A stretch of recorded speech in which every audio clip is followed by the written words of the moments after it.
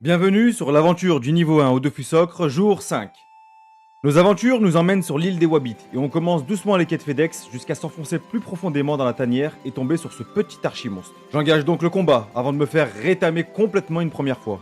Tant pis, je me dis que ça arrive, donc je refais le chemin, et sur la route je rencontre ce mignon petit bonhomme perdu. Mais c'est vrai, regardez, il est trop mignon. Capturons-le. Bref, on retourne voir celui qui nous a allumés et on va lui montrer de quel bois on se chauffe. On y retourne, mais hélas, quelqu'un de plus compétent que nous est passé par là. On continue notre route quand on arrive sur le fameux chemin invisible que l'on passe sans aide grâce à notre skill. Non, je rigole, j'ai été voir la soluce, comme chacun d'entre vous. Je vous vois, hein. On parle au PNJ et on continue notre route jusqu'à tomber sur ce groupe de la mort.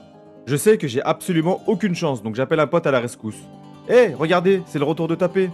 On récupère notre deuxième archi de la journée, puis je me rends compte que tout seul c'est dur, donc je vais farmer les 500 points de succès pour avoir mon chevalier d'Astrub. Une fois le chevalier d'Astrub en notre possession, on continue dans la tanière, jusqu'au point déchu. Heureusement, on tombe sur un Sakui qui nous aide et putain, qu'est-ce qui m'arrive? Bref, foutue maladie des Wabbits. On gagne le combat, on parle au lapin et direction le château Wabbit. On extermine le monstre grâce à notre chevalier d'Astrub et on casse la gueule du roi pour lui prendre sa couronne. C'est moi, le nouveau roi des lapins maintenant. La suite au prochain épisode, donc si tu veux suivre la progression du petit Elio, n'hésite pas à t'abonner à la chaîne et à rejoindre les lives tous les jours. Tchuss!